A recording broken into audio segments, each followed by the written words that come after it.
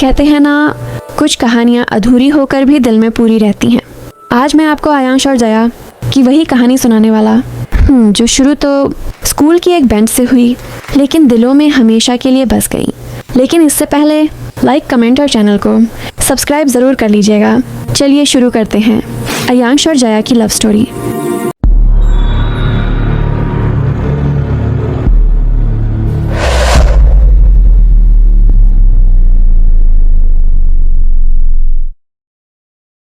आयांश एक शांत सीधा साधा लड़का। नई नई स्कूल में एडमिशन हुआ था, इसलिए किसी से दोस्ती भी नहीं थी। क्लास में सबसे पीछे वाली बेंच पर चुपचाप बैठकर बस किताबों में खोया रहता था। उसका भोला भाला चेहरा देखकर लगता था जैसे दुनिया से कोई मतलब ही नहीं। स्कूल आए, पढ़ाई करें और चुपचाप घर चले जाएं। दूसरी तरफ जया स्कूल की सबसे तेज और सबसे समझदार स्टूडेंट, टीचर की फेवरेट, हर टेस्ट में टॉप और हर किसी की मदद करने वाली लड़की। एक दिन मैथ्स का नया चैप्टर शुरू हुआ। टीचर ने देखा कि आयांश थोड़ा समझ नहीं पा रहा है। उन्होंने तुरंत कहा, जया तुम क्लास की सबसे तेज हो, जरा आयांश को यह नया चैप्टर समझा दो। जया मुस्कुराई और धीरे से बोली, जी सर। क्लास के बाद वो सीधे आयांश की डेस्क पर पहुंची। सुनो, समझ नहीं आया था? चलो मैं समझाती हूँ। आयांश को पहली बार किसी ने इतने प्यार से आवाज दी थी। वो थोड़ा हिचकिचाया, फिर धीरे से बोला, हाँ थोड़ा मुश्किल लगा। जया ने अपनी कॉपी खोलकर बड़ी शांति से उसे समझाना शुरू किया। पहली बार आयांश किसी के सामने मुस्कुराया था और पहली बार जया को उसके शांत स्वभाव में एक अलग ही मासूमियत दिखी। धीरे धीरे समझाने का बहाना बातें करने में बदल गया।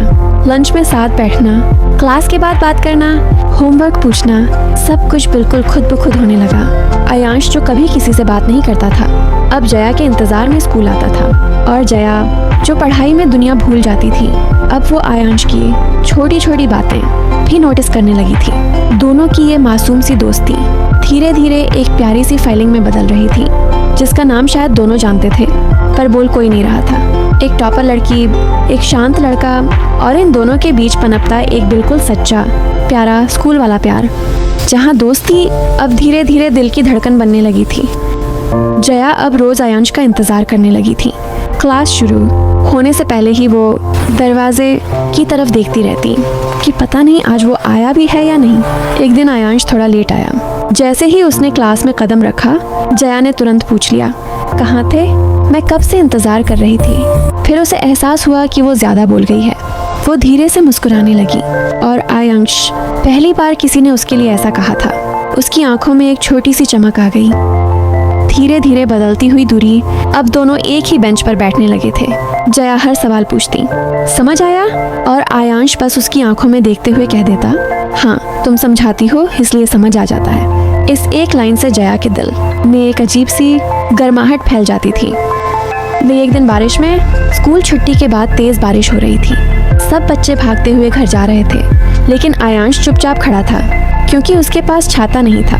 जया ने उसे देखा और पास जाकर बोली, चलो मेरे साथ चलते हैं, मेरे पास छाता है। आयांश ने हिचकिचाकर कहा, नहीं मैं चला जाऊंगा। जया मुस्कुराई, जिद मत करो, भीग जाओगे।